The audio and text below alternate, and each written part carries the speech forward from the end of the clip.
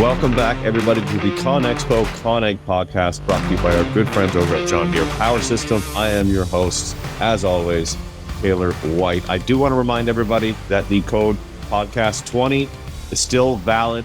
Share it. March 3rd to the 7th, Las Vegas, over 3 million square feet, thousands of exhibitors, thousands of attendees, and we want to make sure that everybody's out there. So use the code podcast20. You won't be able to do that forever, so please go do that now. And with that being said, today I have somebody who's with me who has started a massive brand, family-owned operation as well too, paving company, and he has been on the podcast before. Matt Stanley, thank you for coming on today. Thank you for having me, Taylor. This is my third time now. Yeah, this is number 3, and I think this is people always ask to have you on, man. You create a large voice on the internet, and people love hearing what you have to say. Nice. I'm honored to hear that. And just before we got on the call, I was thinking back the first time I did this with Missy. I might have said this last time we did it too, but I was so freaking nervous. I was probably like early 20s, did it on the job, on my phone. There was like backup alarms in the back. I think you get a little butterflies every time you get on a podcast, but I laugh looking back. But thank you for having me. Yeah, man, and I'm pumped that you're here. I guess because you've been on here 3 times, that was kind of the direction I wanted to take it. I want to frame the conversation a little different than most. This isn't like an origin story episode. It's not about like the highlight reels. What I'm interested in is, what's kind of breaks as a business grows, systems, people, or even the operators themselves. And also on top of that, I know that you're going to be able to speak to a lot about this because the evolution of, a paving company over the years, running a public brand, and it also being a family-owned operation with, a lot of chefs in the kitchen. To start things off, I would love to know what part of the business appears solid from the outside, but is still very fragile behind the scenes. That's a great question. I'm going to go a little more broad with this and say that like business is very well run. Anyone we work for is like in shock at like what a well-oiled machine we are. But I think most business owners or contractors would connect to this. It all feels fragile when you're in the trenches. And I think that's why it's so important to us to show up every morning and, the demand to perform every day.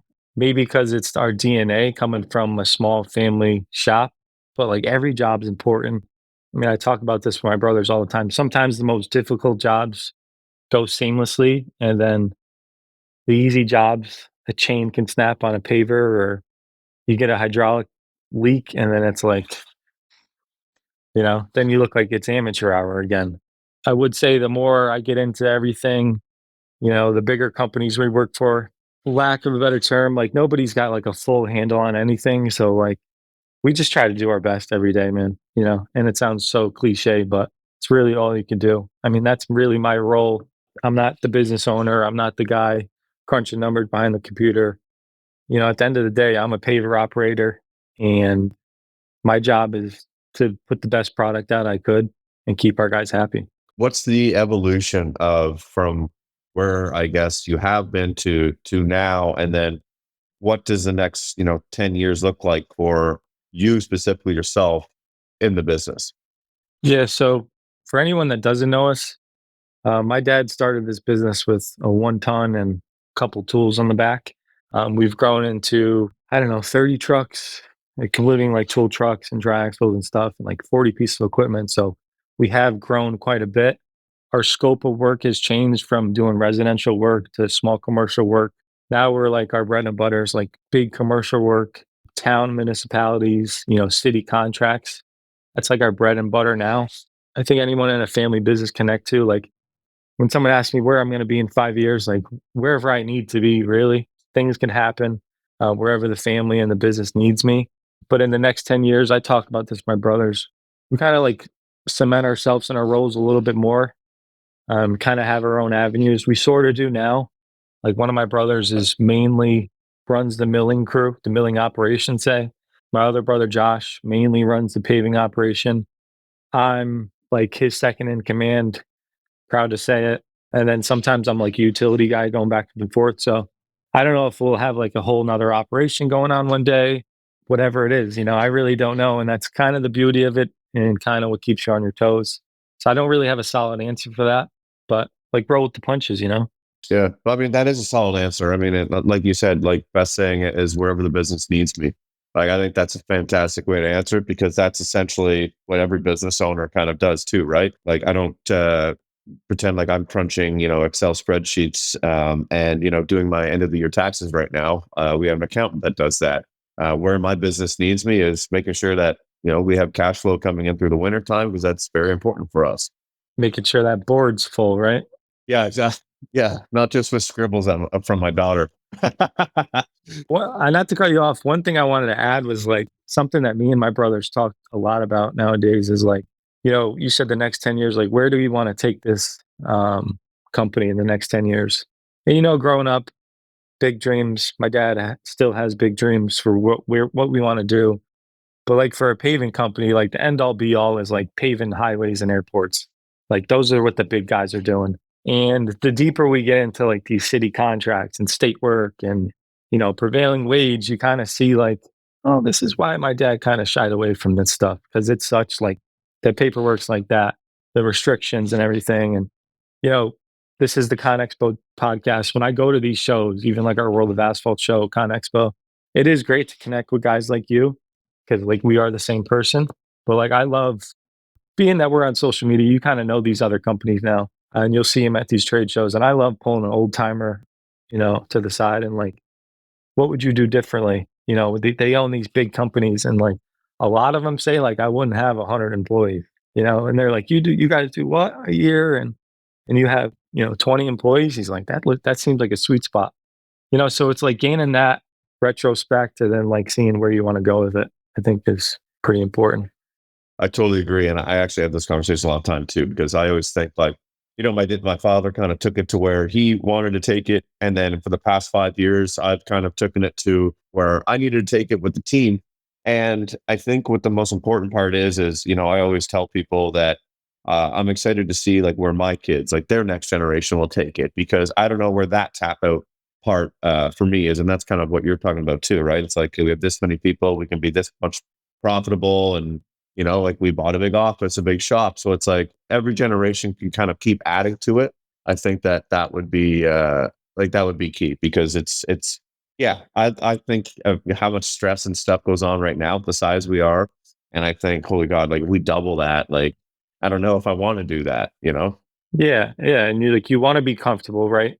In a sense where you have a handle on things going on, but you don't want to be too comfortable where like you let your foot off the pedal and you become a little lazy.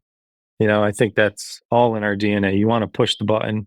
I mean, that's in your DNA. I see what you do online. You love pushing the envelope, right? So do I. But like, you're a truck and equipment guy. You want to see 50 tractors sitting outside your shop. But like, it's also like 50 services, 50 CDL drivers. It's like, it's a lot, you know? And you kind of gain respect for those big companies. And like, that is such a big feat, right? Yeah, everything definitely adds up. But I mean, you're never done learning and stuff. And I think another important part of what we're talking about is, you have all these services, you're growing your business, and it gets to that point. And what I wanted to ask you about, because you're a culture guy and leadership and crews, like, what do you find harder today, finding good people or keeping great ones? Short answer, they're both challenging. I like to think that once we get an employee, kind of get them in our culture, given the history, they tend to stay. Maybe finding good employees is like more challenging. Even though like I've said this on podcasts before, I've talked to Aaron Whip before, and like he's big on workforce development. A company like ours, like we're 20 to 25 guys, and like if we hire a couple guys a year, like that's good for us, you know. If we hire three, like that's a lot. So like being that like if the pool's small or big, like we can kind of pick and choose if we want to add a couple people per year. Does that make sense? Yeah, 100%. But how are you keeping those solid 20 guys every like what do you think keeps them there? I'll be completely honest with you. What I think keeps them there is my parents are good bosses. We've got employees that have worked for us for 30 years, which is like unheard of, and I'm 33 years old, so like they remember when I was in diapers, which is cool. And then I think a big part of it is a couple things. Um, I'm going to take a little credit for this. Me and my brothers, we're being there. We're humble. We're on the job. Our boots are dirty. We got calluses on our hands. At the end of the day, employees like that, and my guys are great, but like if maybe like one of us wasn't there, I could see how like tensions would rise. There's kind of like on the crews, there's unspoken hierarchy, which I think crews need. You know, you have your laborers, your machine operators, we have foremen, which is me and my brothers, but I mean, we're like working foremen, you know? Um, and it's not like we're better than them, but like we're in there in the trenches together, like on those 100-degree days, like we're there too. And also, like, kudos to my father, like, he bounces around and stuff. He's not breaking his back as much as he used to, but like he's down to. He loves it. When he hops from crew to crew, like he gets out, sweats his shirt right through. He's got like 3 t-shirts in the back of his truck in the summer. And like, I don't like to see him do that, but like I see like my guys respect that, you know, and it's like it's hard not to be loyal to someone when they're like loyal to you and they're right there beside you. And I know it's hard to scale if you're on the job all the time, but like at the end of the day, that's super important to be a leader in construction. You got to know what's going on. You got to be there.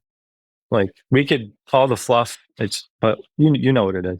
Yeah, I think it's just a really smart point. Like, you guys are out there. It's respect, right? Your guys respect you because they see that you've done the work, and we're fortunate enough where we have guys like I'm not out on site like I used to be or should be every single day, but I also a lot of the guys that we have now, when they were here, I was like yourself. They've seen me grow up through the ranks, and they've seen me do it. Or if we're shorthanded on a piece of machinery, or it's weekend work, we can't find guys. I know that I'm the first one to put my hand up and be like, I'll go tear down the house on the weekend and load trucks. Like, it's all good, man.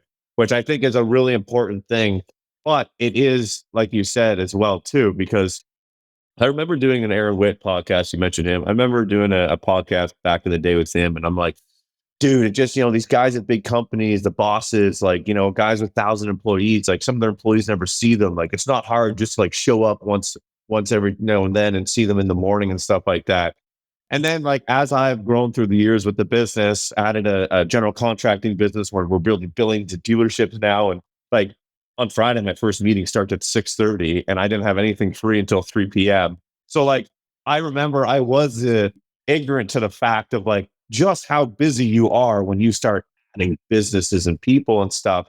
So I think if you can master like the culture and leadership and respect of your employees and also build a business at the same time, I think you're going to be like, that's like an unstoppable feat. Yeah, which is extremely difficult. So hard. So like I love that you said that because it's like, necessarily like you weren't wrong back in the day, right? No, I realize that it's not as easy. Peek behind the curtain, you're like, oh, Exactly. Because I look at how many times I'm like a lot of the times, or also too, like if I come here, I'm here at like 6 in the morning, 6:15 in the morning. I come straight up to my office. I'm just like, that's my time. Like I have until then to like 7:30 until like some other people start coming in. And that's like my invoice, catch up on emails until until the phone starts ringing and stuff starts going on. It is hard, but you have to make that time is essentially what I'm saying. Which kind of leads me into my next question. I wanted to ask, what leadership habit did you have to unlearn as the company grew? as far as like my role in the company now, I see employees doing things sometimes where it's like I would have done that differently. And like now I'm like, don't say anything. Just let them do it. And it's not like it's not coming out right. It's still good, but it's like you can't micromanage. I still micromanage, right? Just because we're perfectionists and not saying I'm perfect, but there's like things where like I would have done that a different way. And like someone, employee come up to you like, we got to do this, do this, do this, do this. And I'm like, all right, go do it.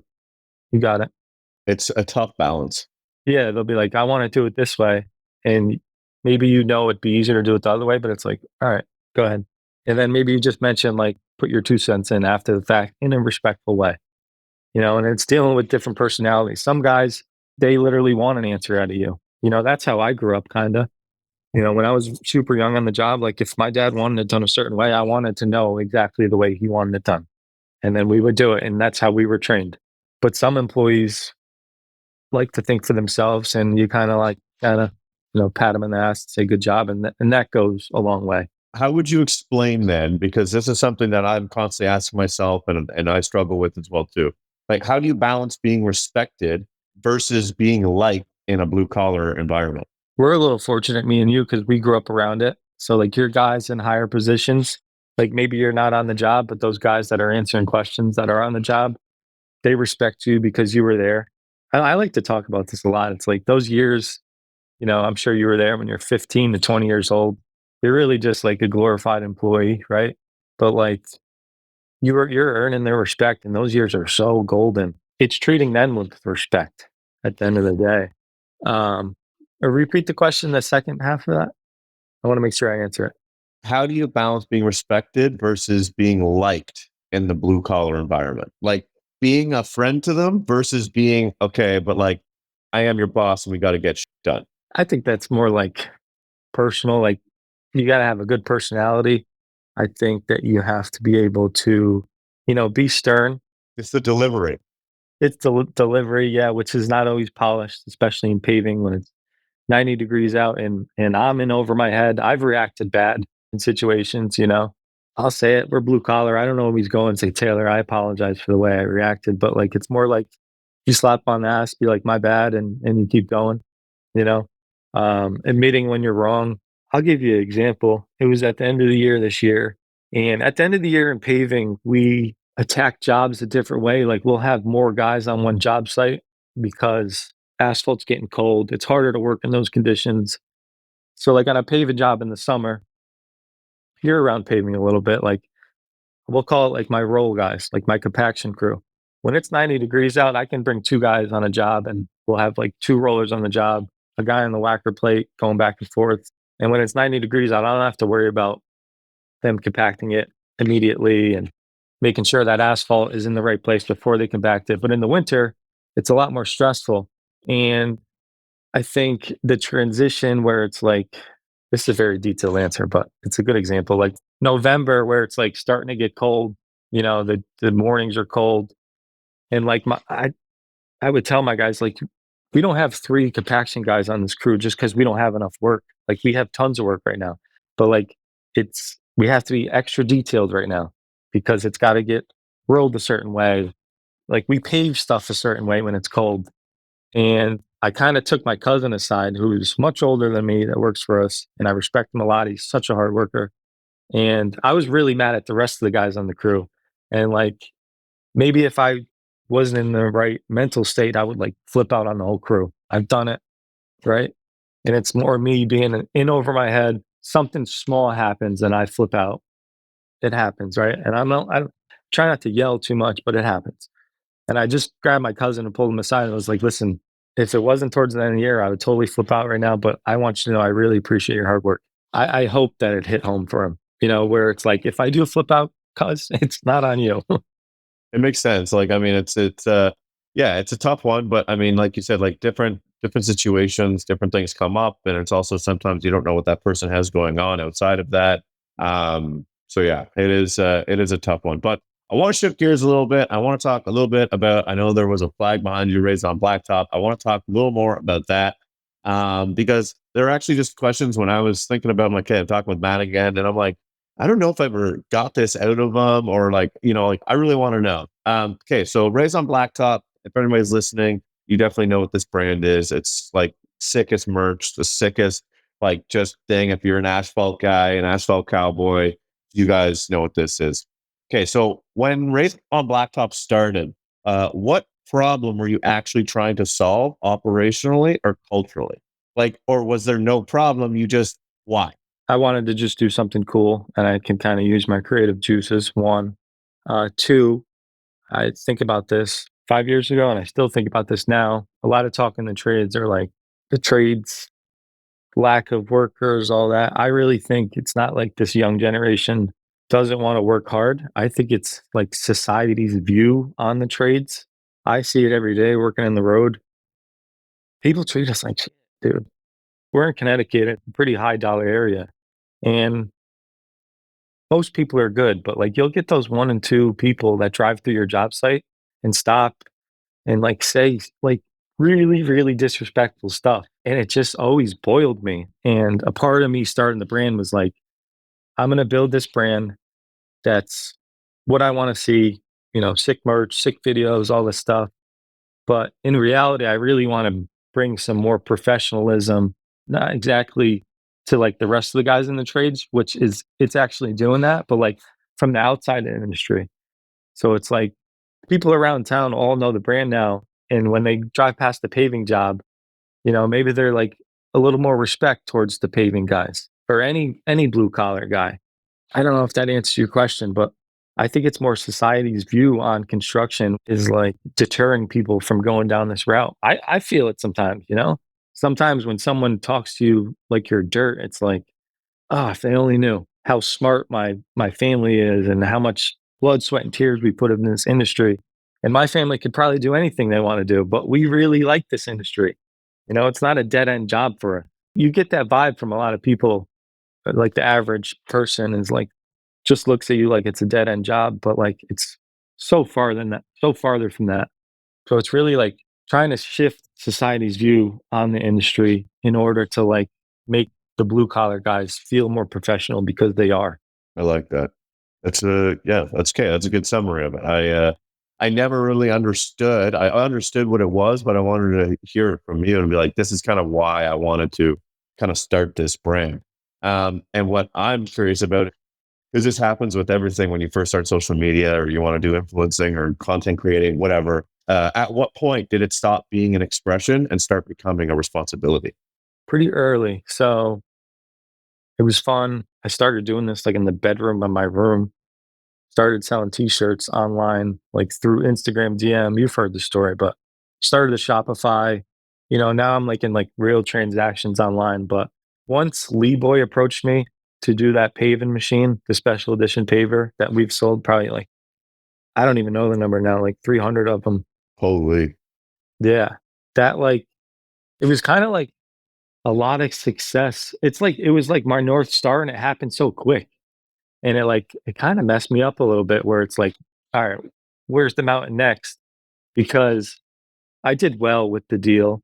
I still do well with it. But like, if you think that like your brand's going to be on a leading manufacturer's door right out of the factory, you're thinking like, I would have thought that would have took 10 years to get to. I hope this makes sense to you, Taylor. I would have thought that would have took 10 years. And when it happened, I was going to be like a millionaire, and like it just wasn't the case. And good thing it wasn't, but because I've learned so much about the other side of the industry. But when that happened, it like put a stamp on the brand pretty early, and it's like I've always carried my way in a certain way, but like, people really look up to the brand, especially people around our age. And I see reactions from people, when we meet them at trade shows, like our World of Asphalt show, they travel from all over the world to meet us. And it's like, it's pretty cool. I brought some employees last time. That was cool. But like, you have a responsibility to like keep the straight and narrow, and then it reflects American Pavement where it's like, we are that local company, always been a cool local company, but now it's like on a global scale. But like when we work outside of like our regular radius, it's like, you got a target on your back going out. Like we did a parking lot the other day that was probably like 2 hours away from our where we normally work. And I'll be honest, didn't come out perfect. It was tough conditions. I had nasty asphalt.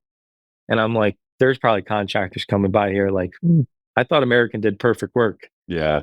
People love to see you fail when you get to the size. Like there is nothing more. Can totally relate to this, and I'm sorry for jumping in, but because like we do the same thing. We work outside of our scope, or even locally in here with our other competitors. Like there are people that just love to see and hear about your downfalls.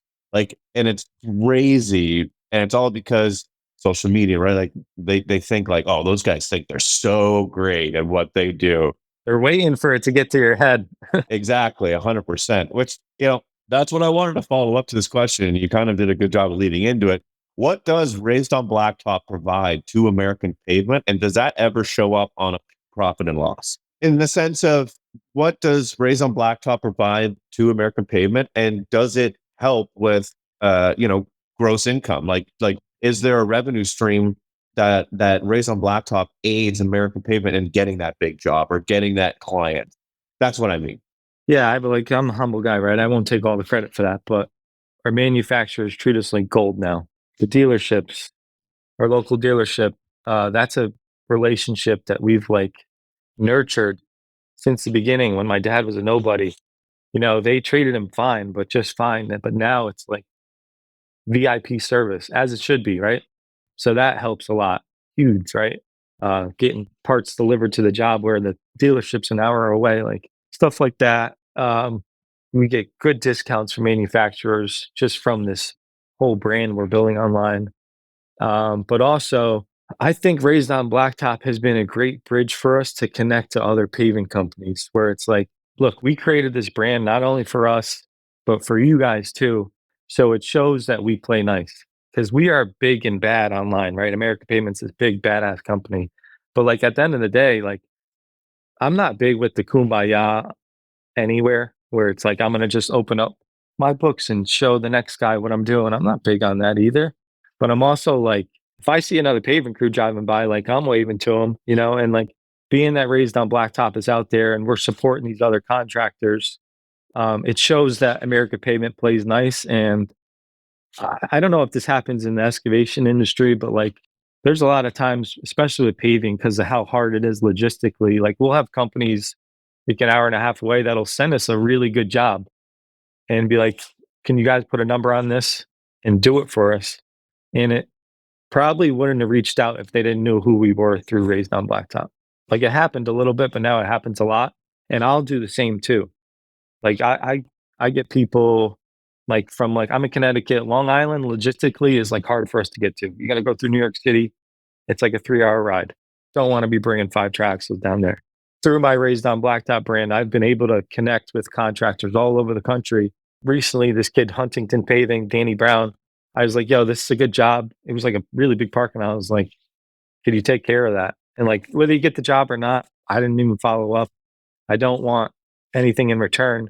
And I think he did it, but it's like stuff like that. Like I would have never connected with him before that.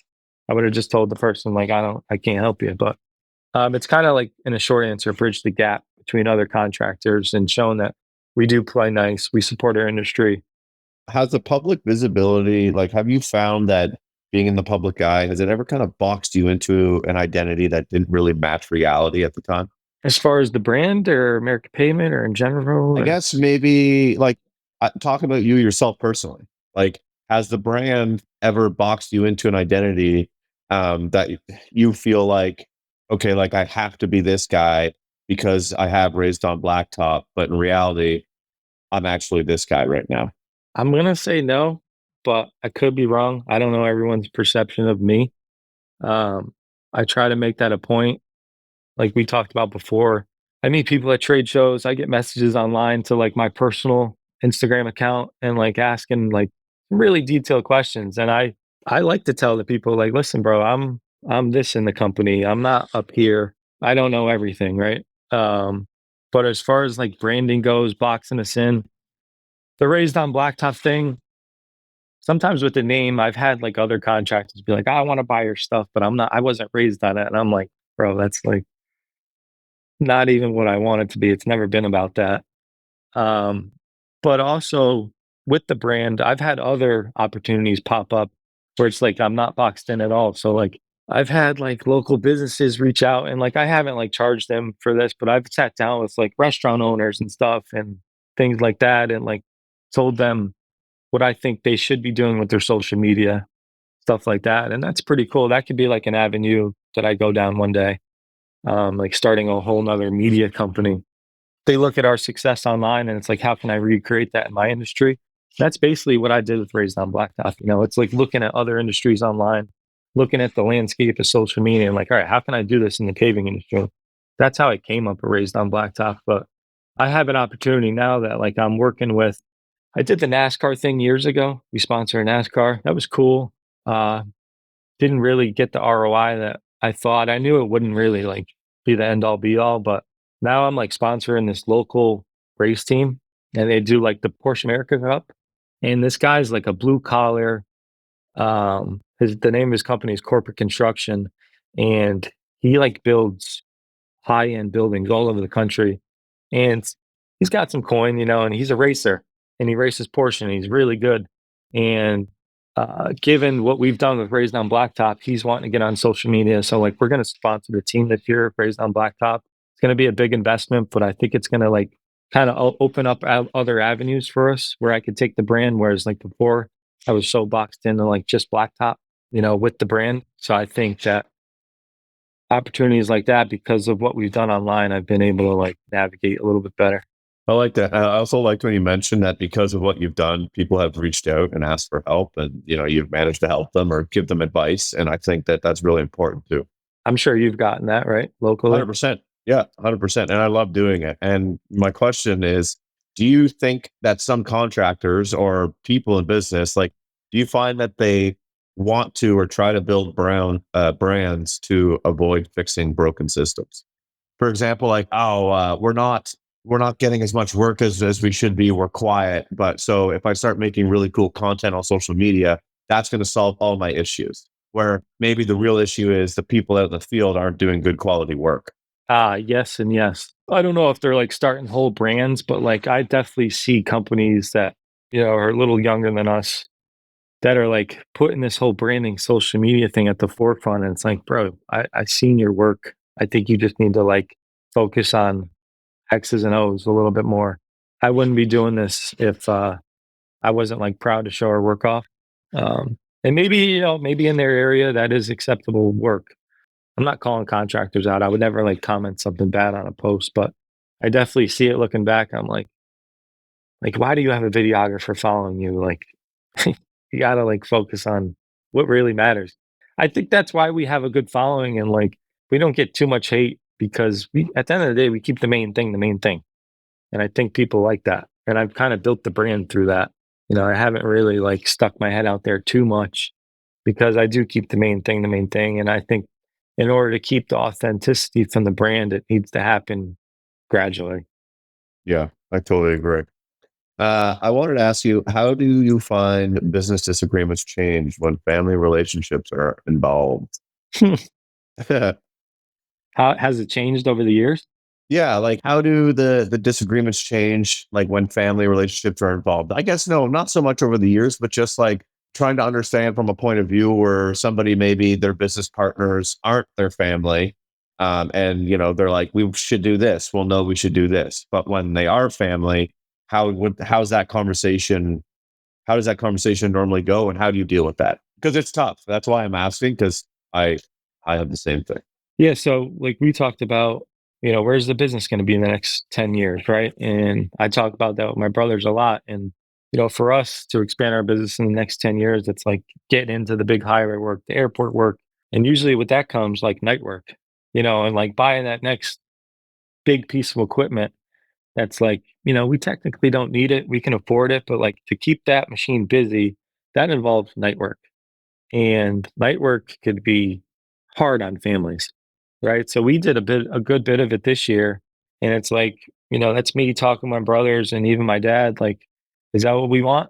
I know my dad in the past years have like shied away from jobs like that because it's like I don't want my boys away from their family 2 weeks at a time. We could be bidding work all over the state. We're putting guys up in hotels, and it's like if you're tearing apart families and the guys are like eating like shit, and like we don't want that. I guess every decision we keep family at the forefront. I mean, that's like such a cliche, like family first, right? And in a family business, in reality, it's like work first and family. But like the bigger decisions, it is family first. Because like if you're talking with your dad and you're like, we're gonna expand, and it's like you're gonna be losing sleep over this. You're gonna be a worse husband. You're gonna be a worse dad, and things like that. It's like what, like talking to my brothers, like, what time do we want to get home when we get older? Like, do we want to be working till 8 o'clock at night every night? Do we want to keep expanding? Do you find that because of, it being family and stuff, like, do you find that there's moments where protecting the relationship mattered more than being, than I guess like the direction of whatever decision you're trying to make? Yeah, I'd say more so like taking big risks now. It's a little more calculated because it's, well, there's been like phases of this, right? Where it's like my mom and dad start this business with 4 kids at home, and that was like put food on the table, you know? And then now, then we got a little older where it's like we're all teenagers at home or we're all in the 20s, we're moved out, and like everyone's, we're all getting the paycheck at the end of the day, but everyone's fending for themselves type of thing. So we're good. We can, you know, take that big risk. But now it's like not only do my guys have families, but like grandma and grandpa are my mom and dad, they've got like 11, 12 nieces and nephews now. So it's like, where are we going to take this business? Yeah, it's definitely part of that for sure. 100%. What does success look like for you after going through Raise on Blacktop, the growth of the family business, and all that stuff? Being happy, like enjoying what you do. You know, you do content at a high level. I do content at a high level. I agree to do stuff all the time with trade shows and doing all this stuff. And like it could, like we did this at first because it was fun. And like you can easily overbook yourself, totally suck the fun out of it. I did it with my merch business, bro. I used to ship everything myself, had like a real handle on the brand, you know, writing notes for people. When Taylor White would order a hat and I knew him, I'd throw 3 in there. I literally lost my mind doing it, bro. I was working till 6 o'clock at night, going upstairs in the loft at our shop, doing orders for 3 hours, getting home at 9 o'clock at night, eating late. And I was like, all right, I got to stop doing this, you know? So I finally found a company that would like ship my own merch. They would make it there, they'd ship it for me. And that was good. I needed that. I don't regret it. But now I'm to a point where it's like, okay, this is not even fun anymore. You know, I'm just like making merch just to make a new drop now. Just because the company's like, all right, your hats are almost sold out. What are we doing next? And it's like, all right, I got to come up with a new design or just restock those. Now I'm like, I'm gonna like start shipping stuff myself or get someone local to do it and like get my touch back on the brand. I'm really looking forward to that. Like, I don't want to sell 1,000 hats anymore. I want to sell like 100 at a time, come up with a cool design, like, that makes sense to you, right? I'm sure you've kinda. Dude, I'm relating so much. I'm like, I'm just coming out of that, you know, like I'm trying to, like I talked about it before, like we just bought a new business and it was a failing business and like we had to bring life back into it. And I've completely lost touch with like my YouTube and the audience of YouTube. And we've just been making basically content for social or for Instagram and TikTok that just showcase our work, right? Like reels that showcase the work and the guys, which is awesome. But like what built the brand of Ken White Construction was myself with a camera, my thoughts, my ideas, my jokes, my corniness, like whatever it was. Like that's what helped build it. That's what I truly do love. I love being in front of the camera. I love talking about uh, this issue that's going on, or this is the next thing that we're after. And I haven't been able to do that. And it messes with your mind. And like you said, like we used to do a merch drop and sell 1,000 sweaters over the weekend. And it was like, holy crap, you know, we have not been able to do that. And I'm in this stage right now, and maybe you did find like your groove back, but I'm still trying to find my groove. And I'm using this right now over Christmas to just kind of like try to understand like 2026, let's lay it out. How's this looking? I have a full-time video guy and he's great. He does everything I need him to do, but I'm not doing everything I need to do in order to make him succeed and make our social media succeed like it should be. So I'm trying to figure out my stuff right now. So I completely relate to what you're saying because I'm going through the exact same thing right now. Yeah. One thing I like to add is, like, you got that plaque behind you for a reason, bro. You killed it and you still kill it. You created this beast, right? And you got all these supporters that, like, you know, we want a video every week. We want this every week. We want merch drops, and these videos aren't as like they used to be, but like it's like at the end of the day with your business with Ken White Construction and this new business that you're doing, like this as important as it is, this YouTube and the Instagram, it really doesn't affect your business. So it's like, how much effort am I going to put into this? But it's like the people want it on the other side. So it's like, okay, how do I just like bring it back in, make this fun again, and make now you got to do it again, basically. Like me too. I need to make this whole content creation thing work within my ecosystem again. Just like you said, we got to find our groove again. Even with trade shows now, and like I'll do these brand deals all the time, and it's like, okay, yeah, 4 posts a month for X amount of dollars, cool. And like there was a time where I was like, let's stack those up. And then it's like, I don't even want to be online right now. I want to shut social media off. I don't want to have to be on my phone at night. That's what pushed me away the most. Yeah, even though you got a content guy, right? So it's like, okay, I'm going to do less brand deals. If the company really wants to work with me, it's going to be this amount of money now, you know? And like, sure, there's a lot of brands that come to me and it's like, in the past, I would have said yes, where it's like, I really do want to work with you, but no. And I've also like gone down the road where it's like, I had a company reach out to me from Canada actually, and they sold like crack fillers and sealing equipment. It's like he had an awesome story, like family business, really cool guy, like, and he was the owner, you know, and he's like, I really like to work with you, and I was like, this is perfect. But like, I don't do sealing. I don't do crack filling. So this was cool. Like I connected him with a company, Max Seal out of Pennsylvania, and he's like their brand ambassador now, and he's doing great for him. And he's got a YouTube channel. His YouTube was already going crazy, but like that was cool. That fulfilled me. I didn't get anything out of it, nothing. Yeah. But like, that's something I'm like maybe there's a business behind that too. Yeah, it's really tough. And like, yeah, the brand deal stuff is what made me kind of actually like I was saying yes to everything. And I had a YouTube manager. Like I had a manager that like the brand deals would go to him, and then it's just like then I'm doing this brand deal and this brand deal, this brand deal, this brand deal. And I'm like, this is really cool. But it's also like I look at the dollar amount and I'm like, it's good money, but it's also just like not worth my time. And then not only that was it's just not fair to the brands because I don't want to be doing the brand deal. I'm going to miss your deadline. It's not going to happen. No, and I had to be honest with myself. So I literally just dropped them. Like I have no manager now because I'm like, if somebody wants to come out and work for me, like it's going to be a crazy number and not crazy in this. It's just crazy compared to like what I'm worth to what I actually need. Because other than that, I don't need to do sponsored videos in order to like, I'm good. I'm fortunate enough where we have a business and it makes money and my video guy's covered. But like, I don't need to do brand deals too. And those are what made me not happy. I just want to go back to making content that I want to put on the TV and like, be like, okay, this is dope. This is sick. I love this. That's what always attracted me to you is that you said whatever you wanted. You did whatever you wanted. I was like, Taylor marches to the beat of his own drum. That's dope. Yeah. And I just want to get back to that. I'm going through the same thing. It's tough, but I think, and much like you too, like you'll find your groove and it sounds like you kind of are, but I mean, it's definitely something that's tough that a lot of people don't speak to. If I could real quick, and we don't have to harp on this, but like I work with some big brands and like the more I've worked with them, like John Deere, I've worked with them for like, I don't know, 3 years now. Given that relationship, it has gotten better where it's like the way manufacturers work, especially in marketing departments and social media, they're like, can you hop on a Zoom call on Tuesday at 10 o'clock on August 8th, right? It's like go time in the summer. I'm like, No. I like maybe I might be, but like, so I think going forward, we have success, but what we do influencing, creating content in the space is going to grow. Like it's still the wild, wild west in this space. That's what kind of I like about it.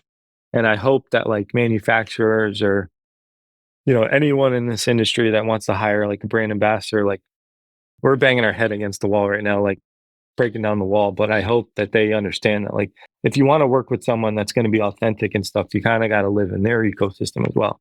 Yeah, I totally agree. They have to understand that it is different than somebody that just does lifestyle influencing for a living. And it's, no, it's true though. It's like, if that's just your one thing, or like, even if it was different and, it was some guy that, just maybe worked at a construction company. He didn't own the company, but he just worked at it and filmed his life doing that. And then outside of that, going to the gym or doing this or that, like it's different. When you add more layers to it, it is really difficult. And it just, whatever, it sounds stupid. If people don't do it, they're going to be like, okay, shut up, dude, like make a video, Like, and I get it. But you know exactly what I mean. It's difficult. I think there's a lot of kids out there and contractors that want to do what we're doing. So I think they should hear this. Yeah, they should hear the truth that it is not all sunshine and rainbows. That's all. Good time to plug in our panel that we're doing in Conexpo. Exactly. We will be doing a panel. That is on Wednesday, I believe, right? This the 3rd? I don't know. We'll put in we'll put it in the right day. We'll make sure. But yeah, we're going to be on a panel talking everything kind of that we just summarized too. So with that, I want to thank you for coming on. Let's continue this conversation in March in Vegas at Conexpo. And I'm pumped to see you there. And it's going to be good to catch up, dude. Likewise, bro. Thank you very much.